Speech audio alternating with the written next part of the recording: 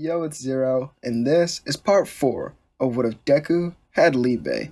I hope you all are enjoying this series and continue to do so, as we left off with Akuma and Liebe using their new transformation to assist All Might in his battle with the Nomu. I don't remember if I did state this in the last part, but this transformation is not Devil Union. It's actually far from it. I just figured I could add something for like a midway or a quarter-way point of power for him. Anyway, make sure to like the video and consider subscribing if you haven't already, as I make content like this on my channel all the time, and subscribing will keep you up to date. Now, without any more wait at all, let's get started. Yo, let's get it. I'm a trapping fanatic, that shit automatic, so I cannot turn it on or off. Bitches all on my dick, then she hop on my dick, I'm like, why you keep hopping on and off? Yo, bitch all on my dick, she be doing the most. I tell her, little bitch, she so extra. And my gun up on me, but not run up on me. Niggas, they wanna fight, they some wrestlers. And you know 30K got the mop. Sacked up, yeah, I got them knots. Act up, get your body in a box. Told the demon, you know how I rock. Akuma floats higher into the air with his new transformation, looking down at the Nomu while smirking. The bird-like creature then attempts to grab the boy. However, All Might lands a ferocious punch that sends it back. Well, it knocks it back a couple steps. This punch was then followed up by a kick to the core by Akuma. The Nomu then grabs Akuma by his leg and holds him. But the boy then shows off a new ability, as Akuma would turn into black smoke and slips through the grasp of the Nomu. And he gets behind it. Using his monstrous strength, he then punched the creature towards All Might as the pro hero looks at it and smiles. Using all his strength that he had left, All Might then sends the Nomu flying into the ceiling of the USJ, causing an explosion, defeating the creature, as the pro hero walks over to Akuma, who was releasing his transformation. So, I take it you don't need to be in custody anymore.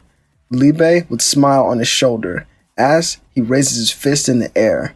We'll be the one to take down All For One before you can.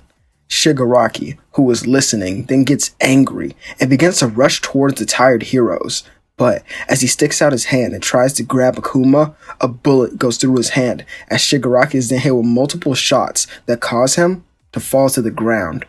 Shigaraki is then warped out of the area back to the bar by another villain, as All For One would appear on, what was it? I can't remember. It was like a small little panel that was in the room. You guys know what I'm talking about. But he would appear there and talk to Shigaraki, discussing a new plan, and to sit back for a little bit, as they would discuss, the data that they received from the Nomu. As this is when the rest of the pro heroes arrived to help out with the cleanup of the villains who had been defeated by Class 1A, of course. Akuma and Liebe would smile. Not half bad for our first fight. Liebe then slaps his head and puts his arm around him. Yeah, but you forgot one thing. Oh, and what's that? We have weapons, you idiot. We could have just sliced it to pieces. Akuma would then facepalm, as does Liebe, as he would start laughing. They would then regroup with the rest of the students and explain everything. Well, not everything, just essentially who Liebe is and how he and Akuma are sort of like brothers.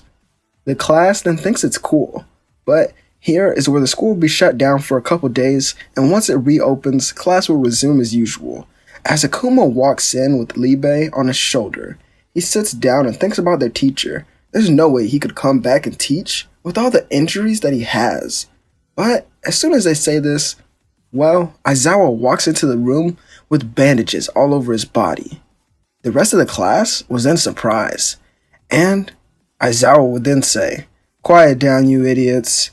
You may already know this, but the UA Sports Festival is coming up, and all of you will be participating." Ida is the first to stand up and ask about the security situation, and he proceeds to talk about the villains from before that could invade again. Aizawa reassured him that the sports festival will have pro heroes all surrounding it, guarding, and attending it, as no villain would even think to show up, as they have no chance to win. Well, all villains except for him, he would think, as he then thinks to All For One, I don't know if Aizawa's ever fought All For One, but I would have whoa, I would understand that he may have heard stories about it from like news reports or All Might, but I'm not sure if he actually ever like encountered him before. So now we would get to the portion. Well, actually, everyone would then want to excel in the sports festival, and they try to think outside of the box by using their quirks, as that was the advice they were given. As he would then leave the room to go to a meeting to talk about the villains that had attacked the school. And the day will go on as usual, and when the lunch bell rings, Akuma gets up with Liebe on his shoulder. As he slides the door open, he sees a bunch of students that now stand outside his class. Who are you guys? One boy with purple hair then stepped up. We're Class 1B. In this festival, we plan to take your spots in Class 1A. Liebe, who is on his shoulder, then begins to laugh at the group, causing Akuma to do the same. Wow, good luck with that. But I plan to go all out to get sponsors from hero agencies, as this is my chance to get where I need to get in life. And I'll do it for everyone I love. A black aura then begins to surround Akuma, as he then walks through the group of students with a determined look on his face. Days would go by as we now get to the UA Sports Festival. As Class 1A sits in their waiting room, Todoroki walks over to Akuma, and he speaks to him. I'll beat you here and now. Even though Todoroki knows that he has no connection to All Might, he has heard his father speak about the quirk of Izuku and how it is rather strange, and it's more villainous than a hero quirk, which kind of angers him that his father would bring him up. The rest of the class is either nervous or pumped up. As they would walk out, the crowd begins to go crazy as President Mike begins the announcements of each group of students or each class. They get to the podium where Midnight would stand, as she would ask Bakugo to give a few inspiring words to everyone. And here is where he says the same thing as usual that puts a target on the back of Class 1A. Akuma then looks at the sky and then back down at Liebe, who is on his shoulder. We have to do good to become stronger so that we can defeat him. I already know that, Izuku, so just make sure to save the transformation until you really need it. You still have access to the other forms and small fragments of my power, so use those instead. Akuma nods as the first event will be chosen. It was an obstacle course, and it would be a race between all students. Akuma nods, knowing that he can't hold back in the first event, and as all the students make it to the starting line, Akuma summons his grimoire, and he makes it smaller so that Liebe could hold it while on his shoulder.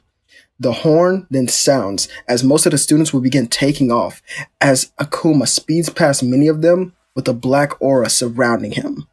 A 0-point robot would appear in front of him, but the boy summons his blade from the book and slices it in half, causing it to fall back on the students who were behind him. And he continues on forward as he cuts through many of the robots that stood in his way, and once he gets to the part that has the rocks. Actually, I don't know how to describe this part, as I don't remember the name of it. You guys know what I'm talking about. Where the rocks, it was like a big cliff, but it had multiple rocks and like, I'd say like wires that you could go across. I have no idea what the event is called. So he releases his transformation once he reaches it.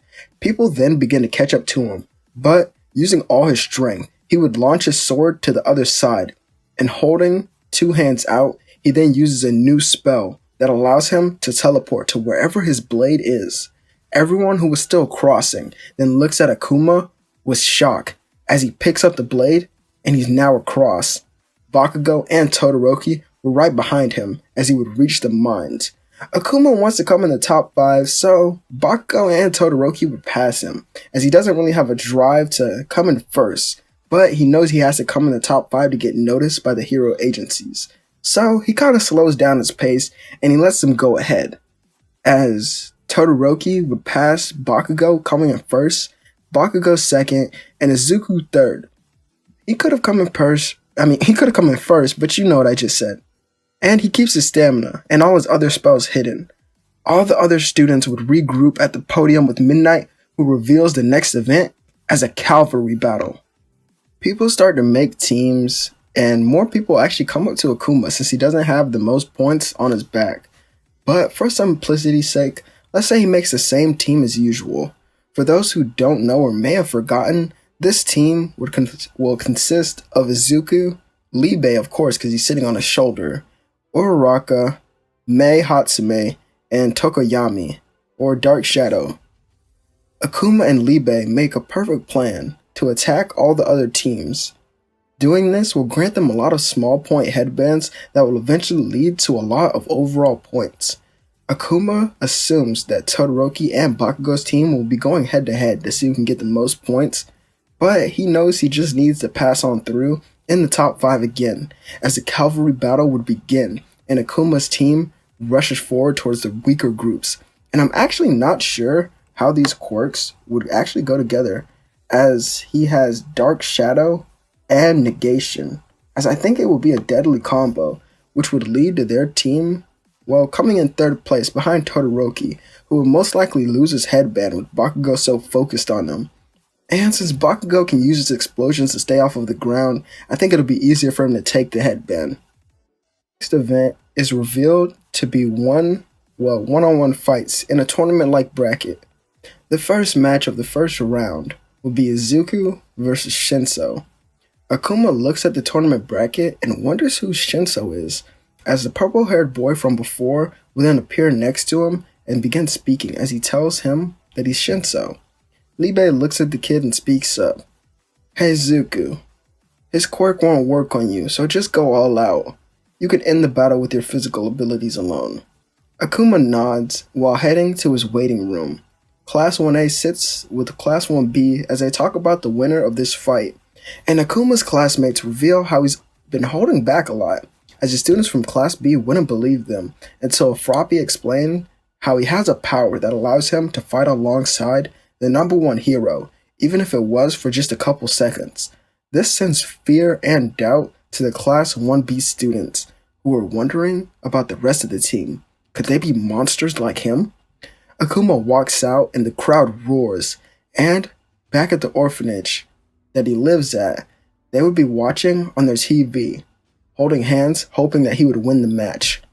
And so, tries to use his quirk, but as Liebe stated before, it just wouldn't work on him. Akuma smiles, running at Shinso, as this would catch him off guard, and because he closed the distance, in a matter of seconds actually. A powerful punch then knocks Shinso to the ground and leaves him gasping for air. Akuma looks down and then picks him up as he throws him back into the center of the arena, as he tells Shinso to fight him without using his quirk, and Shinso declares that this is unfair because Akuma is still using his. Akuma smiles while telling him that this is just a strength from working out, as if he was to use his quirk, he would kill him. So Shinso in anger runs towards Akuma, who would dodge and tripped him so that he fell out the arena, as Izuku would be declared the winner. And he tries to go help Shinso get up, but he slaps his hand away, as this is when he goes back up to sit with the rest of his students while his classmates, and Akuma would notice that Ida would leave to go talk to his brother, or the person who called in regards of his brother and the hero killer. But you all know that we'll get into that in a later arc. So, the rest of the matches would go the same, and we get to the second round matches, which are shown, and the first one will be Akuma versus Todoroki. Class 1A students wish both of them luck, and Akuma thanks them while heading to his waiting room. This is when he bumps into Endeavor, as the pro hero tells him he's impressed with his negation quirk, but it's more villainous. It's more villain. I don't know. That's not a word. It's more like a villain's quirk than a hero's quirk. But time and time again, he's been proven wrong by him. So, he's proud to say that he's waiting on him to become a hero, and maybe he'll sponsor him at his agency with his son. Akuma then thinks about it, but he tells him that he won't go easy on his son. Akuma would then think about this, and he would say, hold on. No, wait. I said that completely wrong. Endeavor. I took a big pause. My fault. We're about to get back into it. Endeavor would say to not go easy on Todoroki. And Akuma shrugs, saying that this fight will be the same to him, and he'll take it as a win. Endeavor wouldn't believe him, as then Akuma tells Endeavor to fight him right here and now. The pro hero gets angered by this and goes to strike at Akuma, who dodges and puts him in a negation zone. Since you're so eager to see what your son is going to deal with, go ahead and try to use your quirk here. Endeavor tries to shoot flames at him, but nothing, and this is when he was hit in the face by a punch from Akuma. The boy then released the dark zone and walked past the pro hero to go to the arena. As Todoroki and Akuma's eyes met, the fight would begin. Akuma stood proud while dodging the ice of Todoroki. Each time it was sent, it was immediately destroyed by a black ball or a couple of them that stayed around Akuma. Think of these as truth-seeking orbs from Naruto, as this was one of his new spells as well. My fault if my chair crack was loud, I don't know what happened. Akuma gets close to Todoroki, who then tries to use his quirk, but he can't because of how close they were. And remember that little small aura of negation that I said was around him? That also affects his opponents when in close range with them. He's then hit in the face and sent back, as Akuma smiles while looking at Todoroki, who doesn't have an answer for his power. Akuma then tells him to go all out from this moment on, as he knows that Todoroki has another quirk that he could use. Todoroki refuses, as he then sends more ice out at Akuma, who isn't affected at all. Akuma then summons his blade. Thanks to Tokuyami, I figured out another spell, or it was unlocked. So, how about this? Negation Warriors, arise. Akuma stabs his sword into the arena, cracking it in multiple places, as these very same cracks would leak a dark aura, as it would then cause shadow soldiers, or Akuma clones, to come out, as they were completely black, and all these clones would attack Todoroki, who tries to defend himself to his best of his ability. And while they attacked, Akuma talked to him about, basically the same speech that he was given in the original, but more calmly and clearly, as basically about how quirks are their own once they have them. It's not like parents can control how they use the quirks, after all. Akuma, after his long speech, then sees the flames of Todoroki coming his way, as Akuma releases clones and he blocks the flames while smiling. Let's do this then, as he would transform into a devil, rushing at Todoroki. Instead of using his negation quirk, he relies solely on his physical abilities and how they were boosted by being in this devil-like form, only to make it more fun. Akuma is then hit by ice and fire, but he continues to punch and kick Todoroki, who is switching to offense from defense very quickly, as the two will be enjoying their battle. But all good things must come to an end. Todoroki got ready to shoot more flames, but nothing happened, as he looked back up to see that Akuma was right in his face. Using a negation blast, he then sent Todoroki out of the arena to the stadium walls, and for a moment, everything stood quiet, until everyone erupted in cheer, screaming out Akuma's name. You could hear from the stands, Isuku! Everybody be cheering. He smiles, waving to everyone, as he then goes to sit back down with his teammates until the final match would be announced, as it would be Bakugo versus Izuku, as both fighters head down and get ready. Akuma doesn't want to hold back, and he plans to end the fight right from the get-go. As Bakugo launches himself towards Akuma, he then falls to the ground, realizing that he's in a negation zone. As Bakugo remembers this from the hero versus villain practice and goes in to fight him hands-on, knowing that's all he can do. But Akuma is just too strong for him, and he slams him to the ground. After that, Akuma gets on top of Bakugo and punches his face over and over again. I've waited for this for so long.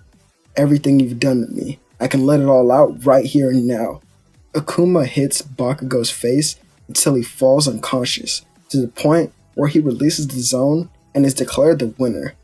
Awards would later be presented to them by All Might, as everyone in Japan will be watching this, and this included the villains who we saw from before, who lurked in the shadows, planning their next attack. And this is where I want to end part 4 of this series, as I hope you guys did enjoy, and if you did and you want a part 5, make sure to like and subscribe to the channel. In the next part, we will face off against a hero killer in Hosu City, so make sure you're ready for that, and subscribing will keep you updated for when that video does drop. I hope you all have a great day, night, or evening, as this is Zero, and I'll catch you all on the next one.